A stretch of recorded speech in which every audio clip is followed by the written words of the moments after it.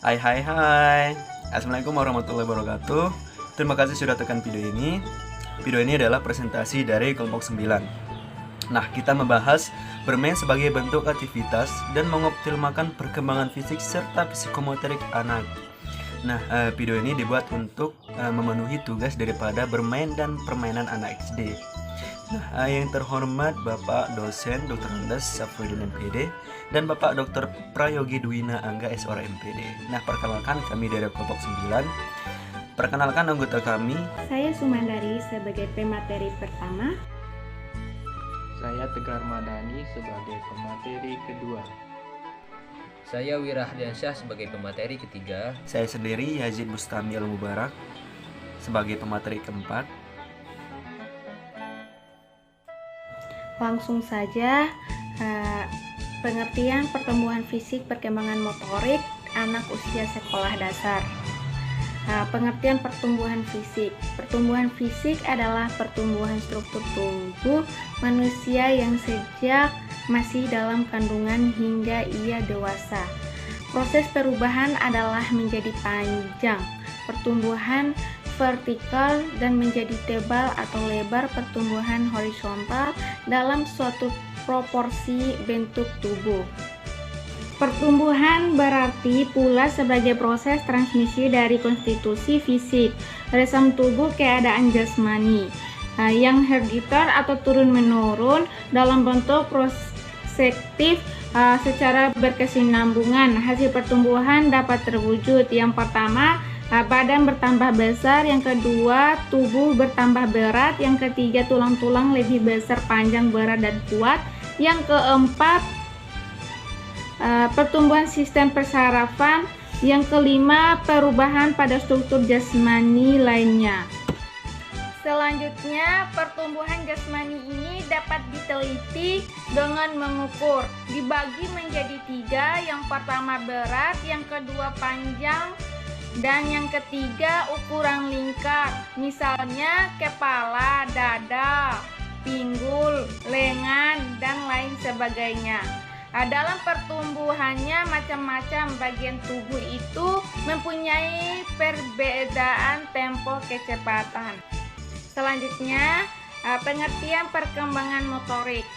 Pengertian perkembangan motorik adalah perkembangan mengontrol gerakan-gerakan tubuh melalui kegiatan-kegiatan yang berkoordinasikan antara susunan saraf pusat, syaraf, dan otot. Proses tersebut dimulai dengan gerakan-gerakan kasar yang melibatkan bagian-bagian besar dari tubuh dalam fungsi duduk, berjalan, lari, meloncat, dan lain-lain. Kemudian dilanjutkan dengan koordinasi halus yang melibatkan kelompok otot halus dalam fungsi meraih, memegang, melempar, menulis, menggambar, mewarnai, dan lain-lain. Saya akan menjelaskan tentang pentingnya aktivitas fisik bagi anak. Menurut Stephen Stock dan Stephen W. Sanders, aktivitas fisik sangat penting untuk pertumbuhan perkembangan secara keseluruhan pada anak, mengoptimalkan penguasaan keterampilan dan sikap yang dapat menyebabkan perilaku yang lebih sehat dalam hidup, dan juga memfasilitasi perkembangan kognitif dan sosial, perkembangan fisiologis yang unik, dan pengembangan neurologis terhadap balita. Penelitian tentang kejadian aktivitas fisik kalangan anak-anak menunjukkan asumsi bahwa sebagai anak-anak mereka menciptakan gerak mereka sendiri.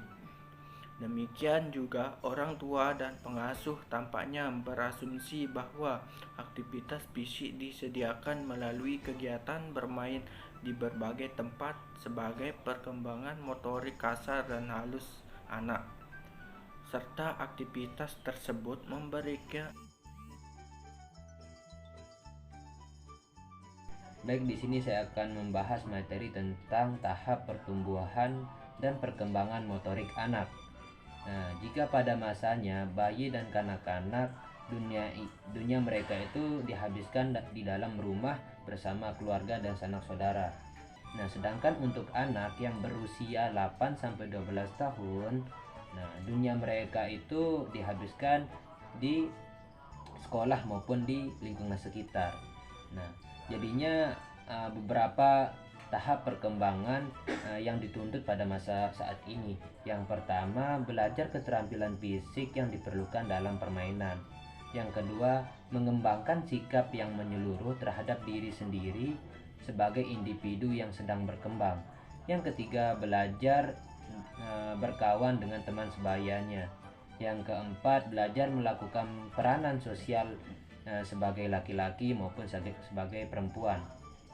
Yang kelima, belajar menguasai keterampilan intelektual dasar seperti membaca, menulis, dan menghitung.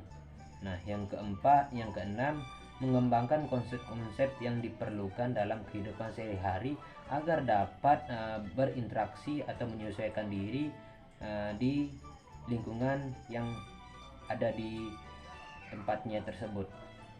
Yang ketujuh, mengembangkan moral, nilai, dan hati nurani. Yang kedelapan, memiliki kemerdekaan pribadi. Yang terakhir atau yang kesembilan adalah mengembangkan sikap terhadap lembaga dan kelompok sosial. Baik, untuk materi selanjutnya yaitu tentang faktor-faktor yang mempengaruhi perkembangan fisik dan perkembangan motorik anak. Nah, di sini ada namanya yang pertama aliran nativisme. Aliran ini berpendapat bahwasanya pertumbuhan dan perkembangan individu anak itu lebih ditentukan pada keturunan. Yang kedua tentang aliran empirisme. Sudah tidak asing kita dengar, aliran ini menyatakan bahwasanya pertumbuhan dan perkembangan individu lebih dipengaruhi oleh dunia luar atau lingkungan sekitarnya. Nah, yang terakhir aliran konvergensi ya. Aliran ini menjelaskan bahwasanya pertumbuhan dan perkembangan individu dipengaruhi oleh pembawaan dari keturunan dan dari lingkungan. Baik, sekian dan terima kasih. Wassalamualaikum warahmatullahi wabarakatuh. Ya, baik, di sini saya sebagai pemateri keempat akan melanjutkan pembahasan mengenai optimalisasi pertumbuhan fisik dan perkembangan motorik. Nah, jadi yang pertama yaitu anak yang berada pada awal kelas di SD. Ini memiliki rentang masa usia dini. Ya, pada masa usia dini adalah masa yang penting bagi anak. Nah, oleh karena itu kita harus mendorong semua potensinya ya agar berkembang secara optimal begitu. Nah, kemudian terkait dengan penugasan perkembangan anak, ya ini tidak sepenuhnya menjadi tanggung jawab orang tua. Ya, ini juga menjadi tanggung jawab guru atau seorang pendidik. Nah, juga menjadi sebagian kecil tanggung jawab oleh sekelompok temannya. Ya, misalnya dalam pengembangan berhitung, membaca, kemudian menulis, ya, dan pengembangan dalam sikap-sikap kelompok sosial dan lembaga-lembaga. Nah, kemudian upaya apa yang dapat kita lakukan untuk mengoptimalkan perkembangan pada masa anak-anak? Nah, jadi yang pertama di sini ada faktor kesehatan dan gizi. Nah, faktor kesehatan dan gizi ini sangat penting bagi pertumbuhan fisik anak. Nah, jadi di mana faktor kesehatan dan gizi yang baik ini akan cenderung anak semakin berkembang dari usia ke usia, ya. Berbeda dibandingkan dengan faktor kesehatan gizi yang buruk. Nah, kemudian faktor kestabilan emosional. Nah, jadi ketegangan emosional juga dapat mempengaruhi pertumbuhan fisik. Nah, anak yang tenang tumbuh lebih cepat daripada anak yang mengalami gangguan emosional begitu. Nah, kemudian menstimulasi kecerdasan anak. Nah, menstimulasi kecerdasan anak usia ke usia ya. Jadi pada masa usia dini atau pada masa usia sekolah dasar, di mana bisa berupa kecerdasan bahasa atau kecerdasan logika begitu ya. Nah, misalnya dengan mengenalkan berhitung, kemudian mengajarkan aturan, sebab akibat, dan berdiskusi ya. Kemudian ada juga mengembangkan kreativitas. Ini seperti melatih pola pikir anak, kemudian membuat anak mau belajar, yang memberikan semangat, motivasi, inspirasi, dan menyediakan fasilitas pendukung ya. Nah, selanjutnya pembahasan mengenai peran guru dalam perkembangan motorik anak. Jadi guru harus mengetahui faktor yang mempengaruhi perkembangan anak adalah lingkungan. Nah, jadi berikut adalah hal yang dapat dilakukan guru dalam mengembangkan motorik anak.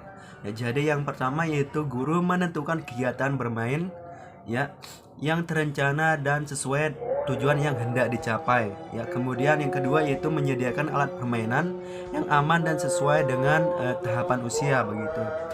Kemudian yang ketiga yaitu memantau kegiatan bermain anak agar terjalin kerjasama yang baik, agar terjalin kerjasama antar anak begitu. Yang kemudian yang keempat yaitu keselarasan antara materi permainan dengan tema, ya, sesuai standar kompetensi anak usia dini dan usia sekolah dasar. Kemudian yang kelima yaitu mengetahui bahwa perkembangan motorik anak yaitu selaras dan perkembangan otot-otot syaraf yang lain, ya. Kemudian yang terakhir yaitu mengadakan kegiatan yang bervariasi, kreatif dan inovatif. Nah, dengan berakhirnya penyampaian materi ini, maka berakhirnya penyampaian materi dari kelompok 9 dan terakhir kesimpulan. Nah, terakhir kesimpulan, dengan pembahasan-pembahasan yang sudah disampaikan, maka aktivitas bermain ini sangat penting dan berpengaruh terhadap pertumbuhan fisik dan perkembangan motorik anak. Ya, jadi sebagai calon seorang guru, ya, guru perlu mengetahui latar belakang kehidupan seorang anak atau peserta didik, ya, karena rumah dan keluarga ini adalah lingkungan kehidupan pertama seorang anak. Ya, jadi anak memperoleh pengalaman pertamanya yang mempengaruhi jalan hidupnya, ya. Lingkungan hidup pertama yaitu keluarga yang memberi tantangan pada anak supaya dapat menyesuaikan terhadap lingkungan kehidupannya yang baru nantinya. Kemudian sebagai seorang guru juga, ya, jadi guru ini sangat mempengaruhi perkembangan dalam proses identifikasi, ya. Guru yang berhasil adalah guru yang mengenal anak melalui pribadi anak itu sendiri, ya, melalui pribadi anak itu sendiri, melalui lingkungannya dan melalui keluarganya.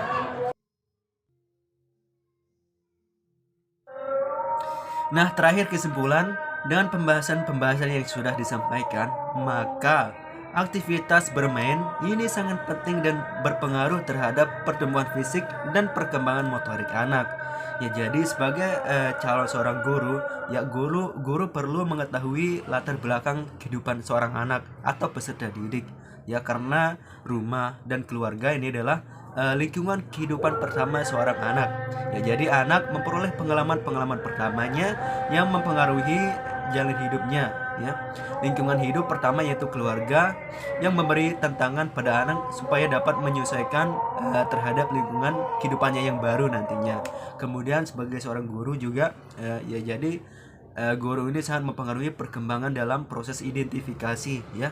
Guru yang berhasil adalah guru yang mengenal anak melalui pribadi anak itu sendiri, ya, melalui pribadi anak itu sendiri, melalui lingkungannya dan melalui keluarganya. Demikian presentasi kelompok 9. Assalamualaikum warahmatullahi wabarakatuh.